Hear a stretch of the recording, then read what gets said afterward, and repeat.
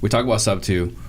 I think for some of the people that are listening, right, they're predominantly wholesaling. Right. Some flippers, not a lot of creative financiers. Right. So when is the right time to bring up Subject To? Okay, so the right answer for that, not the answer that I want to answer, the right answer for that is you go in first as a wholesaler, right? You go in and you go, okay, the seller won't allow me to buy the house at the price that I want.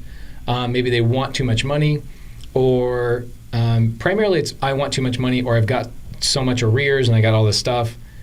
You go in there when wholesale doesn't work. That's the simple answer. When wholesale doesn't work, this is what most wholesalers do. Is they get the lead, goes into Podio, they call it, oh, you want $200,000 for a house that's worth $200,000?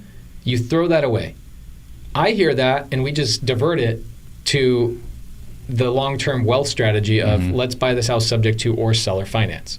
And that's why we're converting at a much higher rate. Like October, from our own lead flow in our wholesale business, we contracted 17 subject twos because of, we figured it all out. We had proven the model for like several months before that. And then in October we're going hard. And we just got those leads directly from our wholesale. So we went from doing, 10 to 15 wholesale deals a month to nearly 30 contracts in 1 month off the same ad spend, but 17 of those were subject to or seller finance. Yeah. And it was like, oh my gosh, we never actually have to market for these. We don't ever have to market for these. They're already there. Dude, they're there. Yeah. And that's the thing is like most wholesalers take home less than $30,000, $40,000 a month. So in the course of a year, you could literally replace your entire wholesale business by just taking your, sorry for the lack of language, but your shit leads and turning them into way better leads than you could ever make from wholesale. So here's the problem.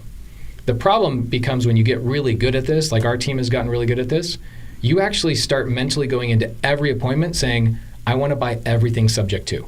Because you realize, yes, I could make $20,000 from a wholesale deal, but if I could convince the seller to give me the mortgage, I could make $200,000 over the course of 3 to 4 years. Yeah.